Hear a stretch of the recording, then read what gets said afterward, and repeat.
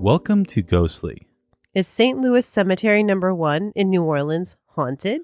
Wow, that was a lot. It was a lot, but I wanted to be clear. Oh, yeah. Ghostly is a podcast that comes out every other week, except for in October, where we come out every single week. Every week. In each episode, we take a ghost story or paranormal event and look into its complete history. Rebecca then gives us evidence proving that the story is real, and my job is to debate those pieces of evidence and get you, the listener, prepared to vote on if it's real or not. If you haven't yet, please hit that subscribe button. And as always, I'm your host, Pat, and that was Rebecca. What's been going on, Rebecca? The little voice going every week. Every week, yeah. What's been going on is it's spooky season. It is, definitely. So I'm really excited about this episode. It's St. Louis Cemetery number 1 in New Orleans. I've been there. The first time I was there was in 2004. Okay. 2004. Yeah. And a couple of things that I noticed right away about this cemetery. It gives off this creepy feeling because all of the people are buried above ground. And we're going to talk more about that later. But also, it feels just like a little neighborhood cemetery because of its size. Although it's all super compact it's just like, it's only like a block long, but it is super compact. They fit a lot in. They definitely do. Okay. But at the same time, it's nothing like a neighborhood cemetery.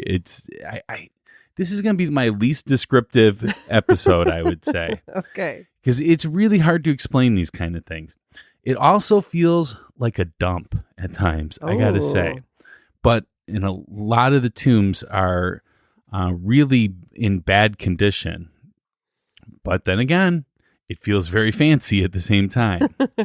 So I showed you a picture there. We can post that in the show notes. Yeah, you took some pictures while you were there. I mean, doesn't that kind of look kind of dumpy there as far as the cemetery goes? Yeah, it looks like, so we've got like two great, I don't know, it's hard to tell. There's like a tomb kind of building, but then there's just like two stones that look to me more like regular graves, though I suppose they're above ground. But they've got kind of like rocks around them, and it definitely doesn't look very planned. I mean, it looks like there's like people have been shifting things around, or that just the erosion or something. It definitely looks like that. Yeah. It's one of the most bizarre places that I've ever been to in my life. New Orleans in itself is a very bizarre place because you're in the U.S., but it doesn't feel like the U.S. when you're in the French Quarter. Sure.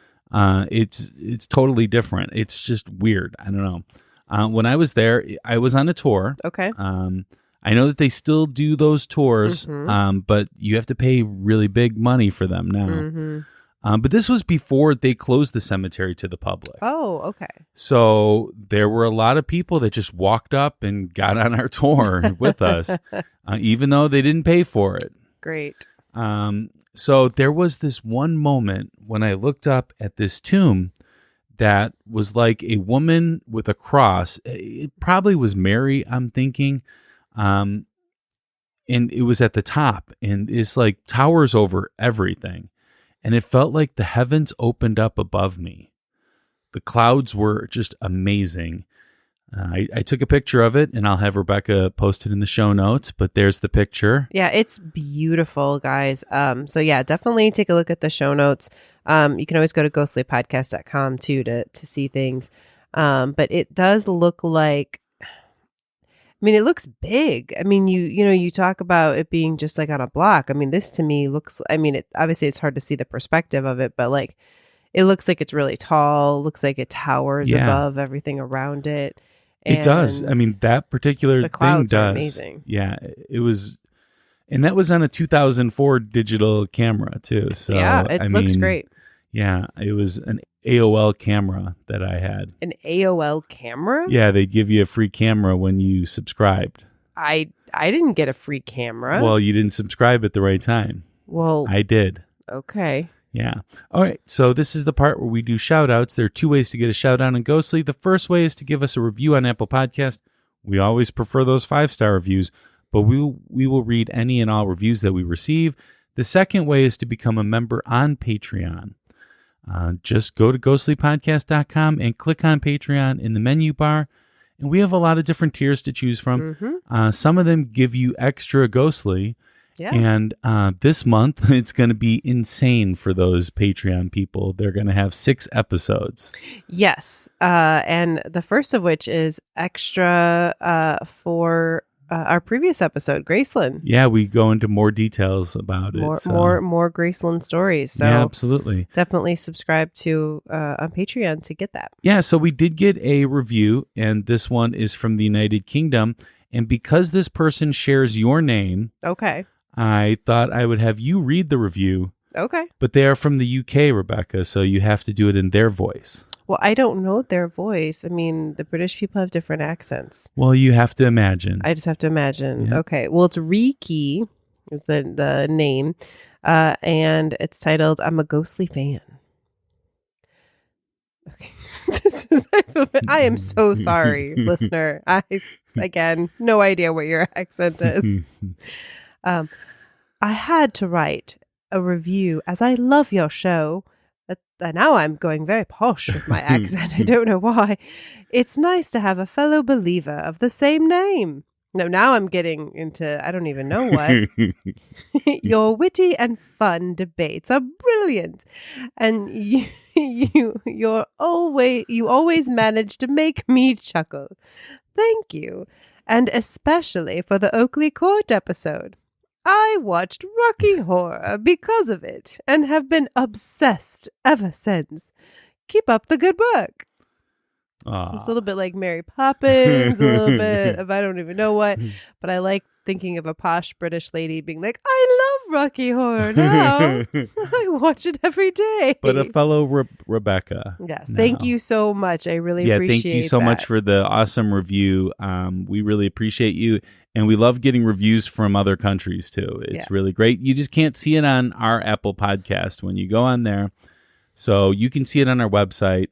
If you go under Find Us and Meet Your Host, then you can see all the reviews that we've received. Yes. Thank you for those reviews. All right. So I've got some listener mail. And this one is from Kim R. I hope you are both well. I have been meaning to share this for a while, but it took time to put it all into words on paper. Anyway, I hope y'all enjoy this story. I am not sure if the following was the result of a botched seance I participated in, or if that was just a coincidence.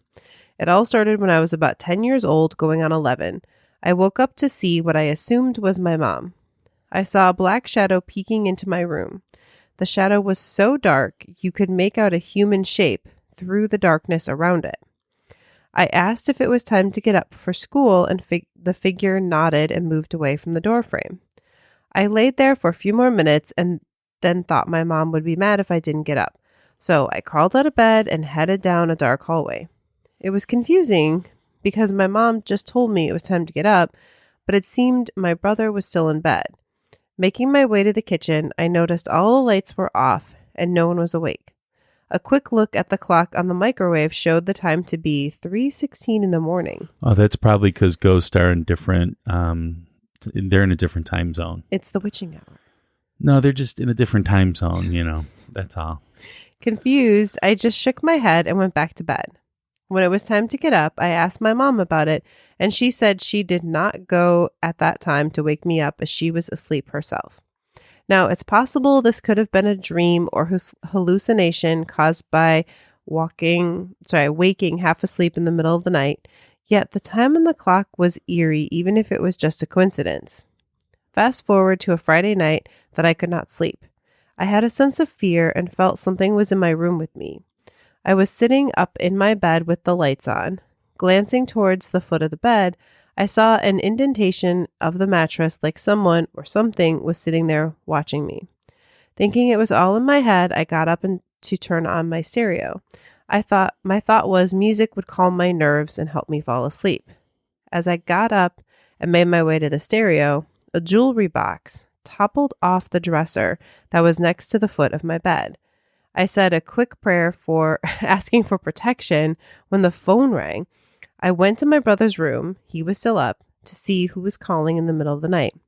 The call was from a family friend who said he had a feeling he should call and check on us to make sure everyone was okay. We talked on the phone with him for about 2 hours. After hanging up, I went back to my room and the feeling was gone. The indentation on my mattress had disappeared and I was able to fall asleep. I have one more instance that happened in my room, but this is already pretty long, so I will write in with that part at another time. Take care and keep doing what y'all do. Kim. Thank you so much, Kim. And if you want to have your story read, we always want to hear your stories. So you can send your story to us at info@ghostlypodcast.com, or you can use the contact us form on ghostlypodcast.com.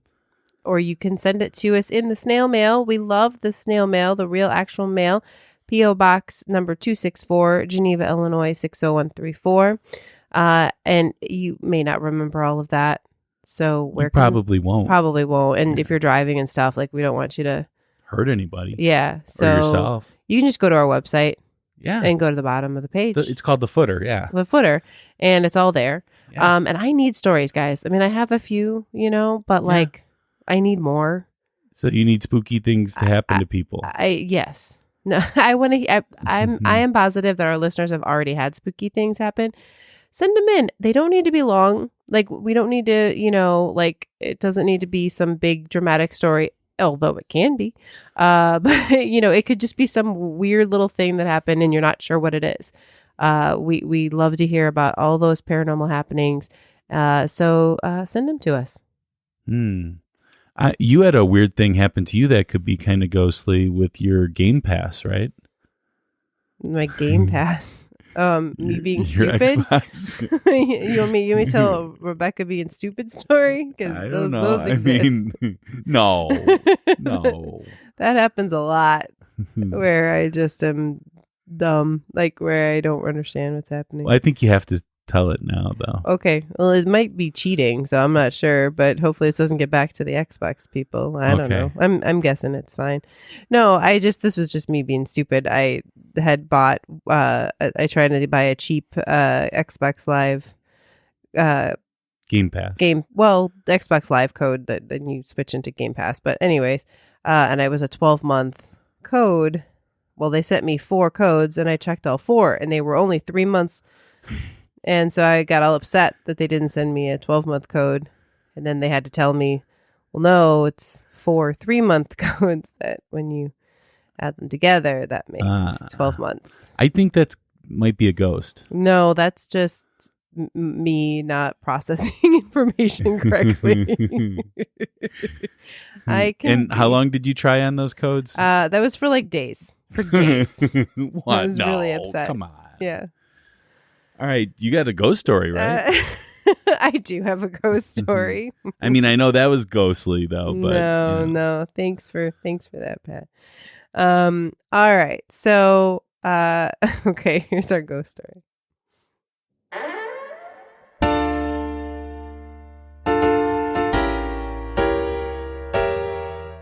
It's time for a spooky tale from Rebecca.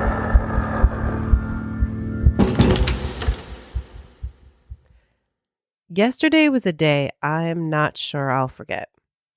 My husband and I are visiting New Orleans, and I promised my mother we would visit her grandmother's tomb.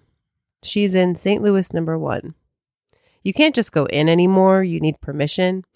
Luckily, as family, we were able to get that. It's a beautiful place, and it took us a little bit to find her grave.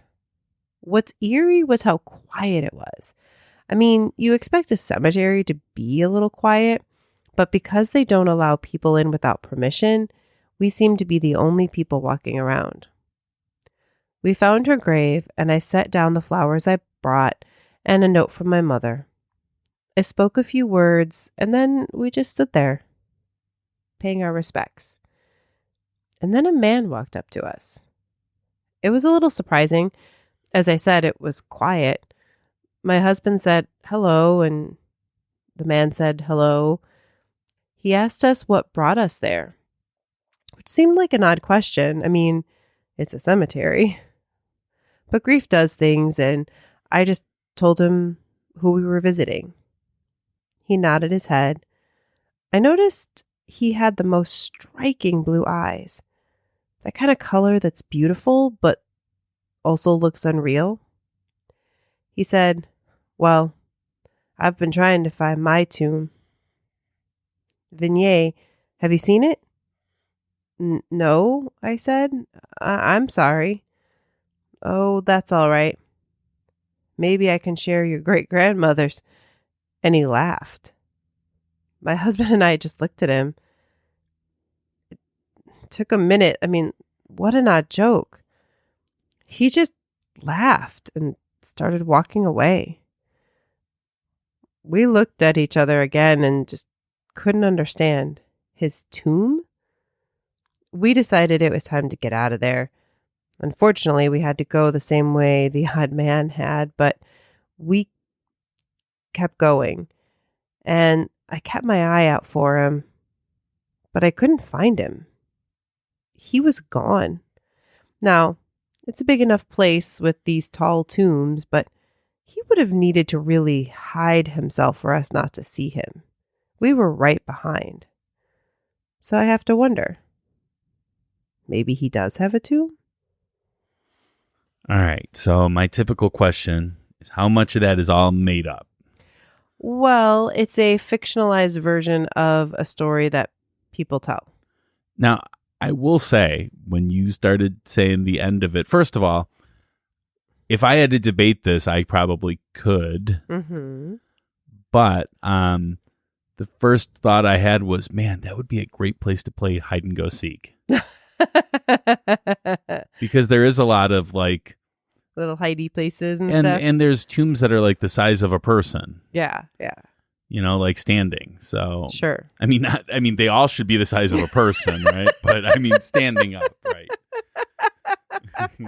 All right, we're gonna go ahead and take a break. And when Rebecca stops laughing, we will be back with the history.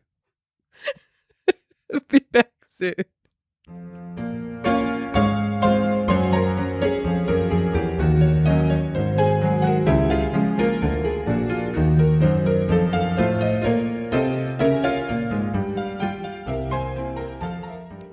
We are excited to announce a new way you can support Ghostly, joining us on Patreon. There are many reasons to become a patron.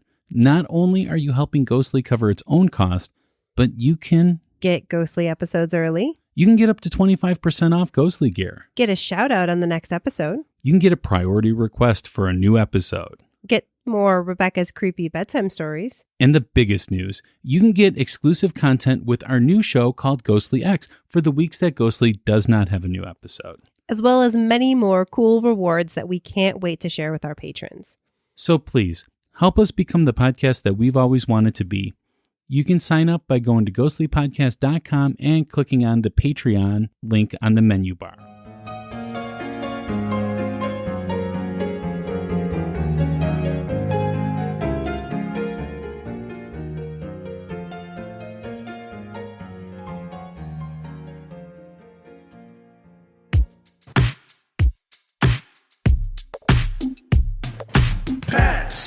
Facts. From a skeptic point of view. Facts. He presents it all to you. Facts. The Pat Facts are sponsored by Tarot by Ta.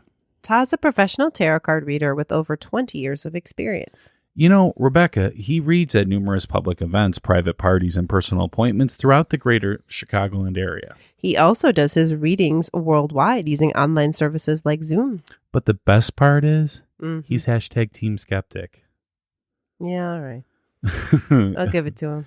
Okay, you're not going to argue this or anything? To find out more about Ta, visit and like his Facebook page at facebook.com/tarot by Ta. And I'm sure you'll put that in the show notes as well, right? Of course. All of our sponsors are in the show notes, so definitely check it out. And yeah, we do have our new sponsor for this month, Neil from Graveside Paranormal as well. Oh, yeah, that's right. Yeah. We do. And then, of course, our favorite, they're all our favorite. I shouldn't say that, but one of our longest running is what I was going to say. Sponsors is Sinister Coffee. Yeah. Which I'm just going to say, I'm drinking some Sinister Coffee right now. The Black Dahlia is my favorite. Nice. Dark roast. So yeah, you like it dark and burnt. I do. Yeah. I do. But they have the other one actually, I'll give to people if they come visit or whatever, and I'm making coffee, which is they have like different flavor ones, like lighter ones. So and that one, yeah, you've given it to me, and it's got like hints of cinnamon and stuff. Yeah, it's great. So good. They have so many. Good. Oh my god. Anyways, if you haven't gone to their website, so Sinister Coffee and Creamery, they are also paranormal investigators. Yeah. So go check out their website. Order the coffee. They'll deliver it to you. It comes in a cool box. And you can read about their paranormal investigations. Well, I mean, my thought is life is too short to drink cheap coffee. So why don't you upgrade your coffee game? And by the way, they did not tell Pat to say that. That's just... No, it's just my thought. That's just his thought. Yeah, it's like if you're going to drink coffee, drink good coffee. Right? And don't waste your time. And they seriously do like craft new flavors all the time, and like they roast each one. Like again, I know this sounds commercially, and I know that it kind of is, but like seriously, we really do like these people. We really do like the coffee. We do. I need to order like more. All of our sponsors. So shout out again to Ta, Neil, and Sinister. We love you guys. Thank you so much for your support, and we would support you no matter what. Yep, absolutely. So, all right, let's get into the Pat Facts. Facts. We've rambled enough. Exactly. Here, Let's get into it. All right. So, before we begin this history, we have to take a moment to have a little understanding of cemeteries in New Orleans. Yeah, because I gotta say, I mean, I know you're gonna go into it, but just reading about stuff, I definitely need more information. Yeah, just saying that things are above ground, it doesn't really make sense, right? Necessarily, like it didn't for me until I saw it and was there. Mm-hmm. But they do this because New Orleans is below sea level and it's surrounded by bodies of water. This didn't really make sense to me until I saw it. You know that it's really odd because when it rains there. And it often rains in New Orleans. Yes. I'm just going to say, it seems like it always floods. Okay. Even like a quick, 10-minute rain, which happens a lot, will leave puddles for days. Oh, wow. So, yeah. And then the puddles add upon puddles and stuff. So, when you bury someone in the ground with a high water table like that and it floods, the graves flood. So, sorry, this might sound a little morbid in these kind of things, but this has meant that there are times in New Orleans history where the graves flooded and caskets could be seen floating down Bourbon Street. Oh, wow. Yeah.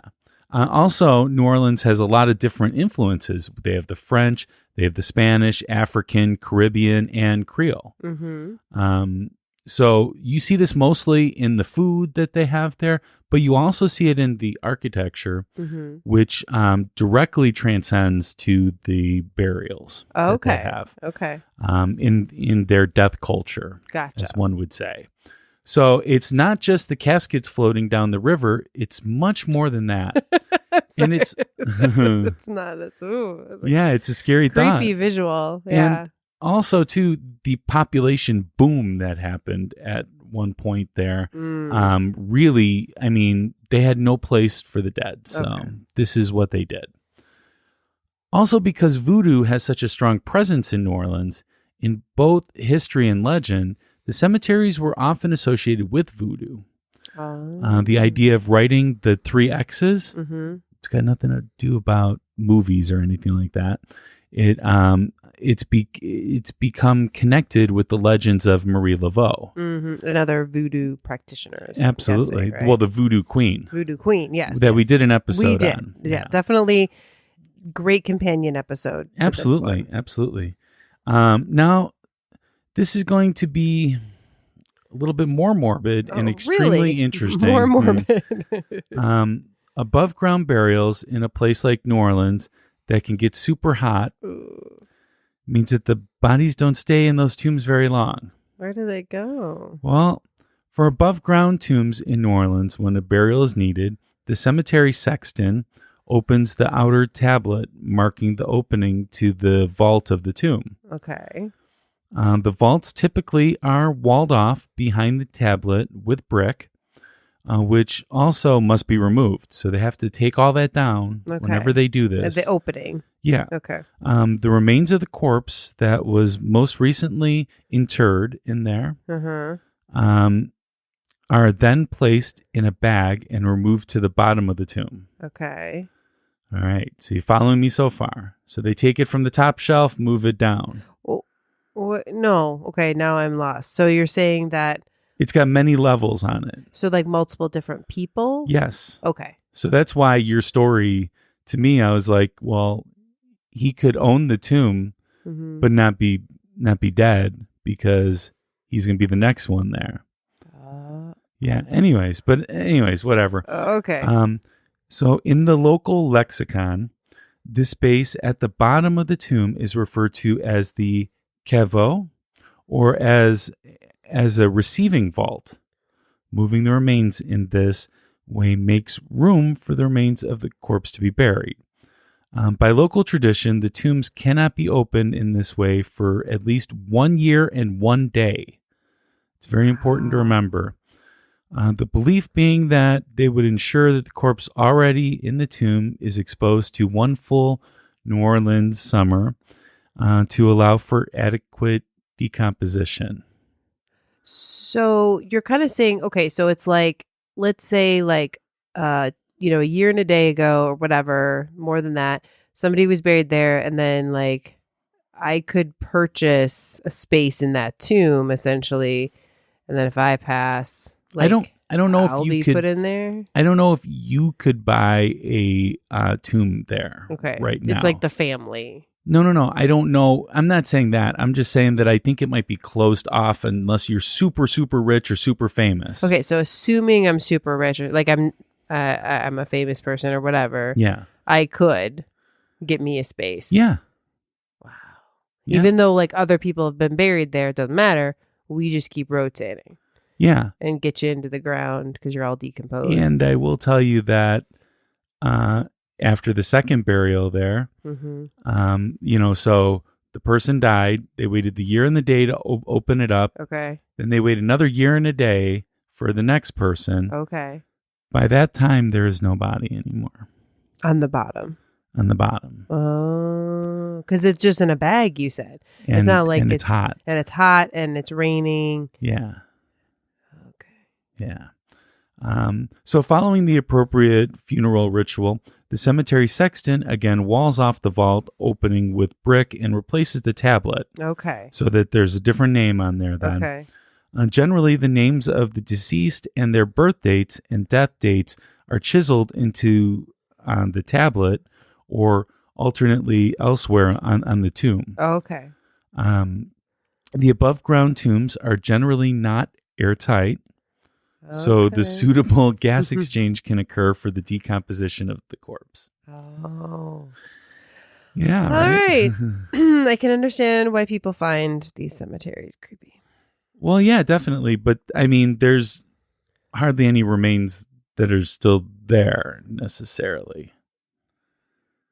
So it's just like an empty cemetery now with just these tombs? I mean, they're tombs with a bunch of ashes in it. Okay, so so a version of the body. It's like a crematorium that lasts a long time. That takes a long time to cremate. Like a year and a day. Right. Yeah. Gotcha.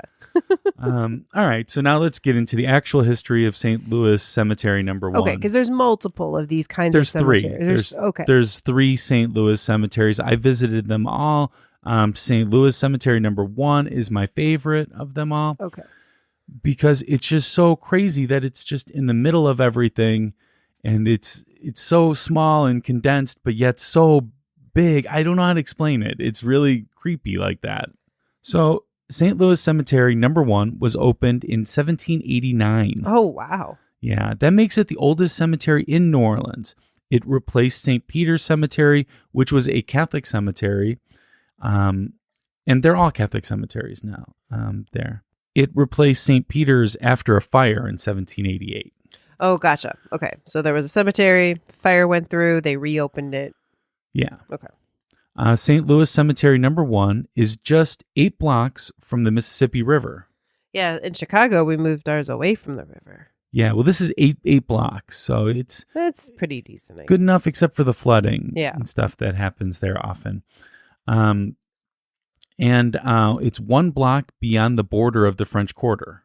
Okay. So literally, it's Really walking close. distance when you're in the French Quarter. Okay. Kind of like Graceland's in the middle of the city, so in Chicago. Yeah, this just doesn't feel the exact same because Graceland is nice and spread out. This is really condensed. It's just like you're walking, woo-hoo-hoo, and then it's like You could see it all from the gates pretty much. yeah, that's weird.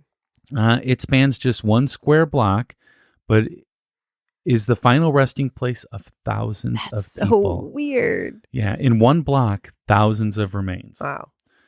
St. Louis Cemetery number 1 is also the most famous cemetery in New Orleans because of its tenants. Oh, okay. So we have some famous people buried there. Etienne de Boré, who was a wealthy pioneer of the sugar industry and the first mayor of New Orleans. Okay. We have Homer Plessy, was the plaintiff from the landmark 1896 Plessy versus Ferguson Supreme Court decision on civil rights. Okay. So definitely civil rights area there. Mm-hmm. Notable Creole author and educator Alexander Dimitri.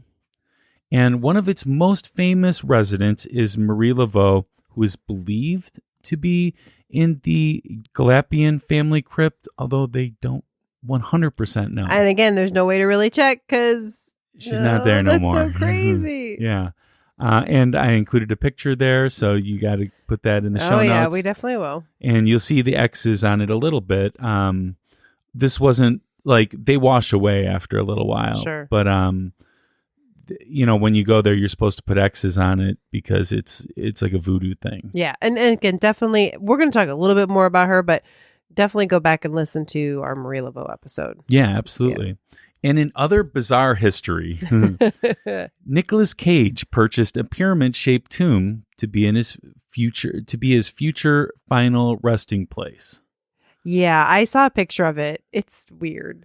Yeah. I mean, I guess there's no super confirmation that it's his, but everyone knows that it's his. No, he said it. Yeah, okay. He said it. It was.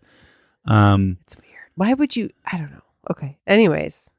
But he would be the only person in there, though. That's what I was gonna say. Is he sharing this? No. Wow. I mean, I can't even imagine how much money that costs. And he wants a pyramid. It is. It's him. He thinks he's a tarot or like a pharaoh. Oh yeah.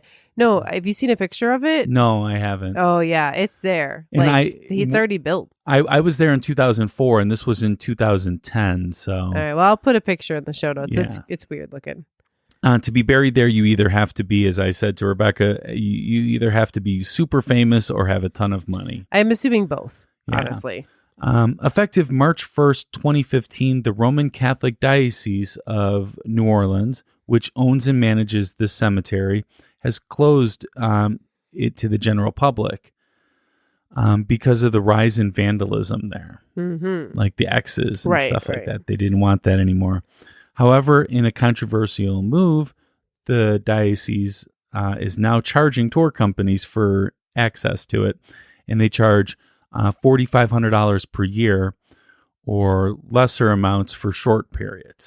So if you're only going to do a tour there for 3 months, you could pay a shorter amount or a smaller amount. Yeah. Families who own tombs can apply for a pass to visit, though. Yeah, Can apply for a pass. There's no guarantee. I don't know what kind of proof you'd need. Yeah. No, that's really weird. And then I was thinking too, back to, I think something you said earlier when you were talking about your own tour, that when you were on it, people would like check in for free. Yeah. Like they would kind of follow along. So I can't imagine the tour companies were probably like, yeah, like we can make a lot more than that is going to cost us. And then we don't have free riders. Yeah. So, I mean, I guess for the tour companies, it's better in a way, but they also have to pay $4,500 right. for that. So it limits. For that I'm luxury. just saying it's probably like the big tour companies that were already doing it and making a lot of money working. I'm just saying there's a little something behind the scenes. Yeah. I mean, when I went, I didn't plan to take that tour. I just went to the cemetery and at the front of it, like on the sidewalk, because it's literally, there's like a sidewalk and then a gate for it, and you're right there. Yeah. There was a person offering tours and charged us money, and I was like, yeah, I'll pay that. It's often worth it if it's a good one to get the history. Yeah, and this was really good. But again, it's like there's a lot more speculation on who might be buried there in the early days. Interesting. Because the markers have all worn down. True. And a lot of times records get lost. And yeah. Crazy. Yeah. It's something. And, you know, I just have to say that you do get that overwhelming feeling of something in there, you know, when you go in there. Definitely one of those places that has a vibe, is what you're saying. Yeah. But I would think it's probably because of how condensed it is and how much it really is in that small space. It's overwhelming to your senses. Interesting. Okay. Yeah. All right. Do you have anything to add to the history? I don't. No. I mean, you did a great job. I was wondering if you were going to mention Nicolas Cage, and then you did. Of course. I'm going to mention him. Of course. Not my favorite actor, but Nicolas Cage, if you want to come on the show to talk about this, we'd be more than happy to have you. I am a Nicolas Cage fan, so. Okay. Always happy. So you would be fangirling a little bit? A little bit, yeah. What would you say to Nicolas Cage? Okay. I mean, I haven't seen everything. You haven't? No. I thought you said you're a fan. I know, but the ones that I've seen, I really liked.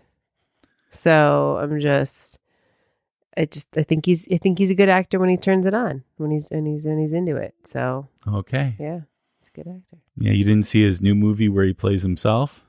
No, it looked good though. The preview looked good. Maybe I'll catch it at some point. All right, so we've talked enough about these things. So we're going to take a break, and then we're going to get to the debate. Spooky time.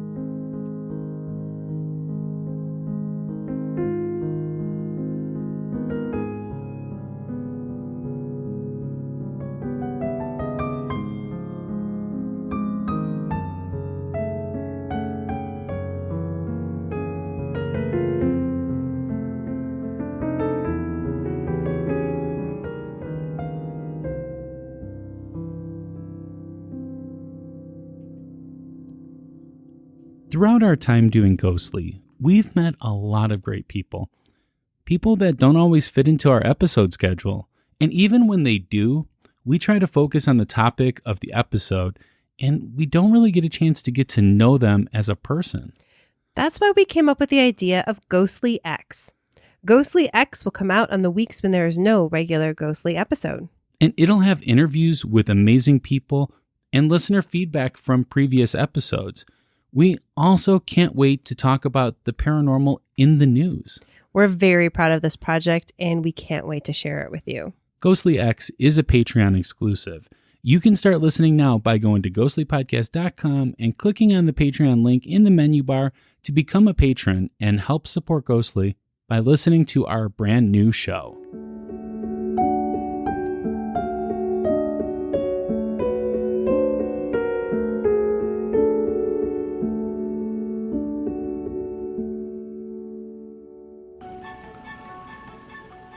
Hello, boils and ghouls.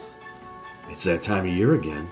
Are you looking for something paranormal and possibly supernatural this Halloween season? Well, look no further. Join Graveside Paranormal Investigative Tours this season. Graveside Paranormal will take you on a 4.5-hour ghost tour of the southwest suburbs of Chicago starting on October 8th. During these tours, you will receive equipment at certain sites to do small investigations. You will be able to use our legendary Anahata Spirit Portal Box. You will receive an EMF and all of the investigations we will record and you will see on our YouTube series the next following week. Go to the legendary Chet Smiley Lounge to hear the ghostly story of Resurrection Mary.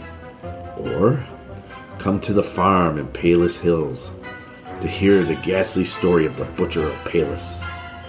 And new this year, and only on select dates, October 22nd, 28th, and 29th, for the first time ever, the gates of St. James Cemetery, otherwise known as Monk's Castle, is allowing us to push the gates open and tell you the spine-chilling stories on the grounds at night. So grab your holy water and call your mama and go to tours.gravesideparanormal.com. That is tours.graveside paranormal.com. Boo.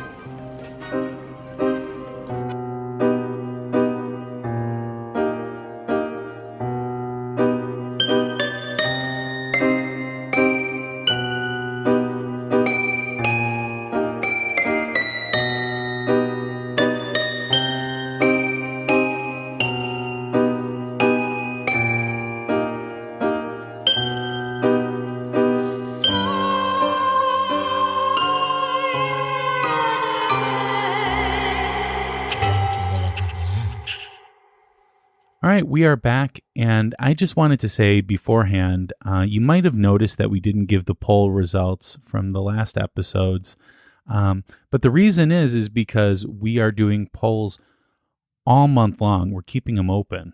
Yeah. Because we can't expect you guys to all catch up with every single episode every single time. So we will have those open until the first episode in November. Yeah. So keep listening and then go vote.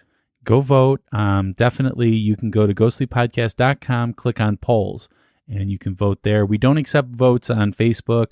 We don't accept votes on Instagram, LinkedIn, gotta go to any of those places. Ghostlypodcast.com and click on polls. Yeah, although we do love hearing your feedback, though, too. Of course. So if you want to post on those, things on Facebook and stuff, that's great. But also go vote. Yeah, and we post the link a lot on social media. We do. So yeah. Check it out. All right. So I guess we have to do this debate then. Yeah, it's time to get to the spooky. That's why we're all here. Literally the reason. So we're going to start with, of course, Marie Laveau. Okay. So again, we did a whole episode on the Voodoo Queen and talked a lot about her life and her history and that her haunted activities. So definitely go back and check that. Her ghost appears in many places all around New Orleans. And one of the most famous, though, is at her grave, or what we believe to be her grave, as Pat was telling us. So witnesses claim to have seen her walking through the tombs. Others claim that her spirit becomes violent by scratching, pinching, or shoving them. And many believe that if they mark her tomb with 3 X's, she will grant them a wish or favor. Which, again, we talked about a lot of this stuff, but let's just focus on the fact that people say they see her, right? Okay, walking around. Yeah. And I have a story. Okay. From Reddit. Now I actually couldn't find this Redditor's name. It said deleted, but the story was still there. But she was posting creepy things that happened to her while visiting St. Louis Cemetery number 1, and was wondering if others had anything as well. Okay. So here's what she said. We were on a Ghosts and Graveyards tour, and the tour guide took us past Marie Laveau's tomb. I have heard that this may not be where she is actually buried, but regardless, it was quite interesting. I was lingering at the back of the group, just taking everything in, when the rest of the group moved on to the next tomb. I took a cigarette from my husband, approached the tomb, and asked Marie for a safe trip home. Rode a motorcycle from Oklahoma to New Orleans and back, and left the cigarette at the door of the tomb. Apparently, this is a common custom, and I've heard legends about tobacco attracting spirits. As the rest of the group was listening to the tour guide talk about the next tomb, I had my back turned to them and was just looking around the cemetery when I saw a very thin woman with very dark skin in a long black dress with long sleeves and a high collar walk between the tombs on the opposite end of the cemetery. She had her hair up in what appeared to be either a big, high bun on her head or perhaps wrapped in a bandana of sorts. She was too far away to make out exact details, but her skin was as dark as her dress and hair/head wrap.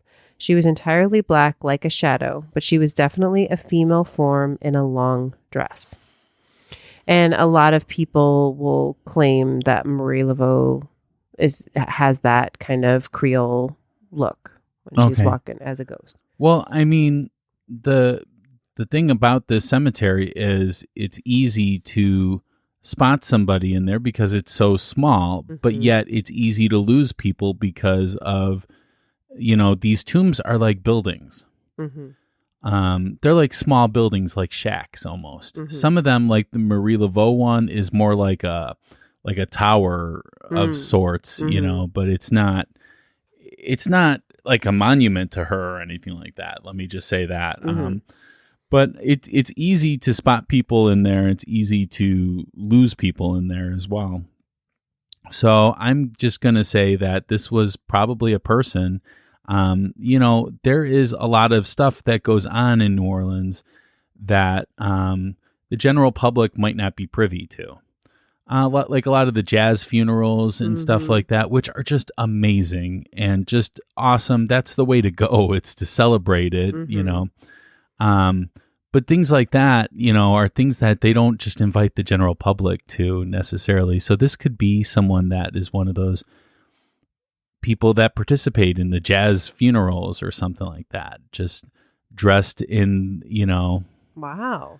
like a cosplay kind of situation. Okay. So you think this was a real, this was like a real person that she saw? I think this is a real person. I think that's perfectly feasible to see that and to somebody that is vacationing, they might not realize that this might be some kind of custom that they have or something. Interesting. I think it's very coincidental that she just was at the tomb and then she looks and sees like almost like a shadow person. It sounds like. Yeah, people do leave a lot of stuff there, or they did. I don't know if they currently still do. But there was a lot of, coins there, and there was a lot of tobacco there, I would say. Interesting. So, yeah.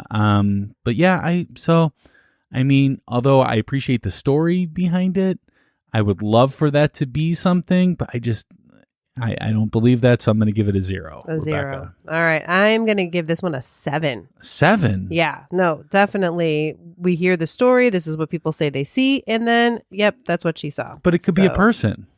Yeah, it didn't sound like a person. No, I mean, if she thought it was a real person, I think she would. But she did no explanation that it wasn't just a normal person, though, too. Well, everything that she said read can be her taken. whole letter, but she started it with, "These are creepy things that I couldn't explain." So maybe it's creepy because somebody is in, not the attire you would expect. But this could be a mourner too that was dressed in all black, and I don't know. You don't know. All right. 7. Jeez. Okay. All right. I've got another one. This is Alphonse. He's a kind of a regular ghost that people see. He's a young boy. We don't really know what his backstory is, but what he wants is pretty clear to people. He is seen stopping visitors to introduce himself and then ask them to help him get home. But when people ask, like, "Hey, so where is your home?" He starts crying, or he runs away. Or sorry, he starts crying and running away, or he disappears. He's also been known to take flowers from other graves to place on his own, and he seems to be connected in some way to the Pineda family, as he has a habit of appearing whenever someone approaches that tomb and warning the visitor to stay away. Okay. So we got this little child. Why would around the cemetery. why would he put flowers by his own, but then warn people to stay away? So Well, like, I don't know that that's his grave that he's. Oh, okay, it's but a different family. Like one sense, it's like he wants people to visit him, but in the other sense, no, don't visit. Well, again, I'm assuming Very, very conflicted. Those are there. different. I'm assuming maybe that Pineda family like hurt him. Maybe they're the reason he's like has a grave. I don't know.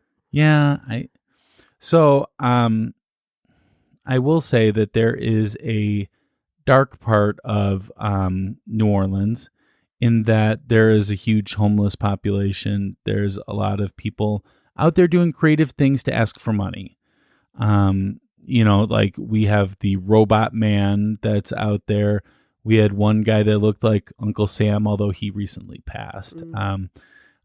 So, I'm just going to have to say that I think this is one of the locals just with a really good sense of humor. So it's a kid, though, and he's not asking for money. He's asking for help to get home. Yeah. I mean, I think that's possible that it could be a local, though. This is so interesting. So you're in your mind, these ghosts are just like, no, it's just real people. It's yeah. Like it actually happened. It just if you were people. there, like, I don't know when this happened too. So it's happened multiple times. But I don't know if this has happened since the closing of it. I don't know to the general public. But it used to be that you could just walk in there. It was not a big deal to walk in there, to be a part of it. People would hang out there sometimes. People would meet there. People would, I don't know. It's just, you'd have to see it and the close proximity that you can get to everything there. All right. So what's your score for this one? I'm going to go 0. Okay. I'm going to go 6 on this one. Okay. I don't have a lot of specifics, but, again, seems to be that's a thing sometimes. Kids hang around the cemeteries and then it's sad. Okay. All right. So next one is. But you have to understand too that this is right off of the French Quarter. So it is in a highly populated area. This isn't like a cemetery like you would think of. This is like you're walking down a city block and all of a sudden there's a cemetery for a block. It's like the people are so close to that area. But I mean, it's a kid. And there's street performers and street artists outside the gates right there, drawing pictures of people, playing buckets with spoons and stuff. There's a lot of stuff happening right there at that particular spot. Yeah. This is a common thing, and he's always perpetually a kid. It doesn't seem all right for me. But anyways, all right, let's move on to the next one. We have Henry Vignette, and his is a tragic story. So he was a sailor during the 19th century. So 1800s. And he really didn't have a house, right? So he's a nomad, right? Because he's a sailor. So he would travel all the time going out on the ocean. But New Orleans, he had a local boarding house that he would stay at. And it was kind of like a home-ish. But he was always worried about his papers when he was away. So the last time, before he was leaving, he didn't know it was his last time, but before he was leaving on a voyage, he asked the owner of the boarding house to keep his papers if he died. And they included the records for his family tomb so that, he could be buried there. So the owner of the boarding house was like, don't worry, all's good. You don't have anything to worry about. And so he left. While he was at sea, the owner sold his family tomb because obviously, again, worth a lot of money. We've talked about that. When he got back, he discovered her treachery. Unfortunately, he was not able to fix the problem though, because he got ill and died before he could do it. But since his tomb had been sold, there was no money to build another. So his body was buried in an unmarked grave in the pauper section of the cemetery. Although his body was laid to rest over a century ago, the ghost of Henry Vignette is still seen wandering the cemetery. He's described as being tall with blue eyes. That's where I got the story from. And so corporeal that he seems real. Like people are like, oh, like this is a person. And they've actually talked to him. He goes up to tourists and he asks if they know where the Vignette tomb is, for he's having trouble finding it himself. Allegedly, he's even turned up 2 funerals, appearing behind the grieving to ask if there might be any more room in the tomb for him. Now, this next part, okay, I cannot find this stuff. Okay. Supposedly that his apparition has been caught on camera. And supposedly there's an EVP of a male's voice proclaiming, "I need to rest." But I could not find those 2 things. Okay. So I can't verify them. Okay. But just so people say, though, that they have seen him, that they have spoken with him, and he's looking for his tomb. Okay. Well, I mean, this is a difficult one, because I don't have many details as far as who has seen them, when they saw them. So again, if it was before the closing to the general public, it could have been just a member of the general public going in there. There are a lot of people too, and I will say that there are a lot of unhoused people there, like you like to say. Although homeless just seems more adequate, but unhoused people there, and some of them have a lot of mental illness, and it wouldn't be surprising for somebody to be doing this kind of thing. So they don't see like him disappear or anything like that. They just see a person and it looks like a regular person, and he's just talking about tombs and stuff. So the interesting thing about that is that multiple people can be buried in a single tomb, as we had discussed in the beginning of the history. So that isn't crazy. It's not like, put him on top of grandma. It is something that would happen, actually. Right, but it didn't happen for him because someone sold his family's tomb. Allegedly. Uh-huh. There's no documented proof of this Henry and this story. Just so everybody is clear about this is all folklore. So I'm going to have to go low on this one, but I'm going to give it a 1 because I don't have enough details to be able to debate it properly. Okay. Yeah, I'm going to give this one a 6. It seems a bit, creepy for sure. And I mean, again, I don't know why someone that is, again, just like, okay, so I'm an unhoused person, and I come in there and I'm just going to be like, hey, maybe could I get a part of could I get in that grave? Well, I mean, you're thinking as a rational person without that form of mental illness. So, I mean, people with mental illness, they believe that they're Theodore Roosevelt. I mean, come on. There's a lot of different mental illness out there. This is not, you're not making this place a place sound appealing to go to if it's just full of New Orleans is great if you stay in the French Quarter and you are out mostly during the daytime or early evening. But there are some times when you should not be out in the street unless you know what you're doing. Well, I have a feeling, I do have a friend that lives down there, and they do love it. And lived down there. No, live. Well, I mean, they might be moving, but I mean, I would say that there's a lot of great places in New Orleans. There is, but as tourists, you don't know where the great places are and where the shady places are. Well, that's true. I think with any major city, I just don't want to down too much on New Orleans, like it's special, like it's especially bad or whatever. No, I mean, look, I think is true. I love New Orleans. I've been there like 6 times. I find it fascinating. I find it amazing. It feels like you're in a different country, but yet you're here. Mm-hmm. You use American currency and you talk English and stuff, but it still feels like you're in a different country. It's the most amazing place in the world. But I will say it's dangerous down there. It is very dangerous. And know where you're going. Read reviews from people. Talk to people. Talk to your hotel and stuff like that. If they have a concierge, ask them about areas, because there are some areas that you just should not go to.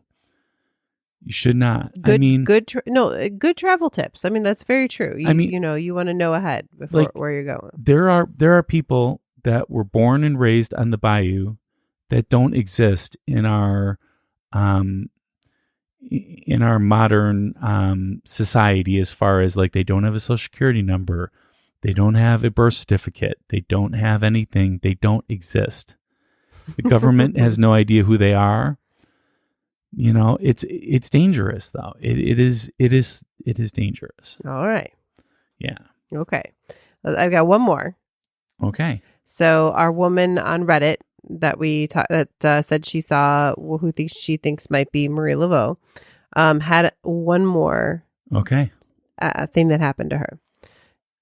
So she says, I was clutching my left hand behind my back with my right as I walked amongst the Protestant graves at the back of the cemetery.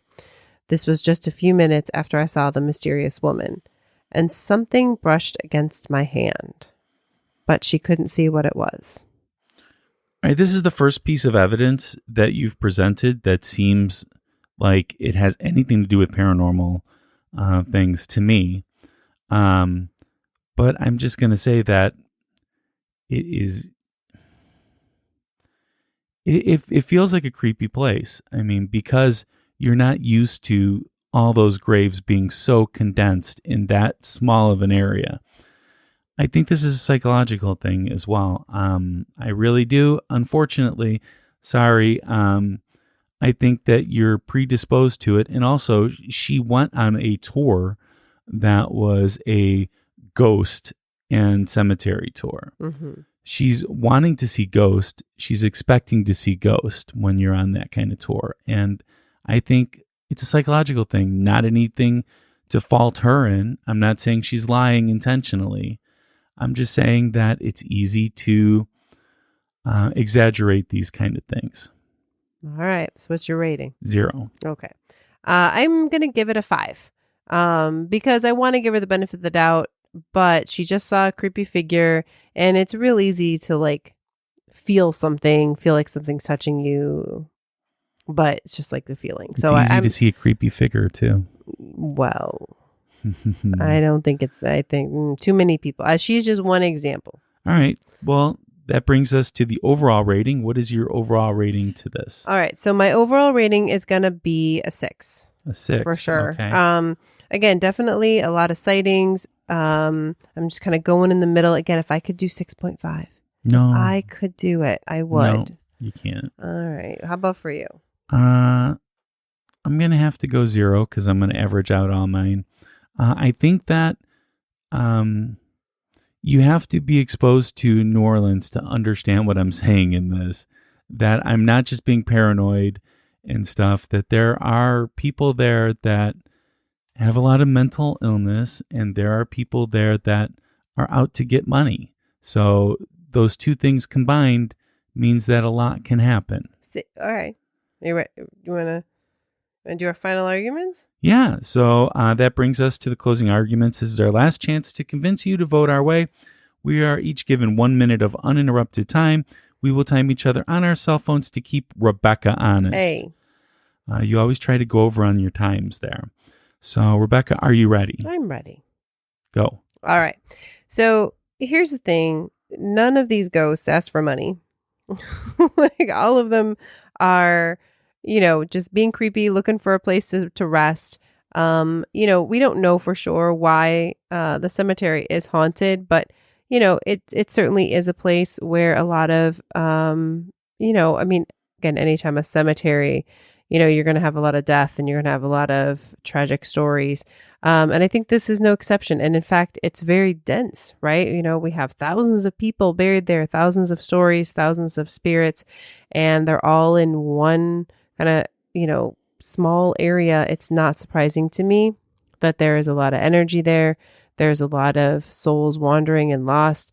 And people see them and they're looking for something. So there you go. It's creepy. All right.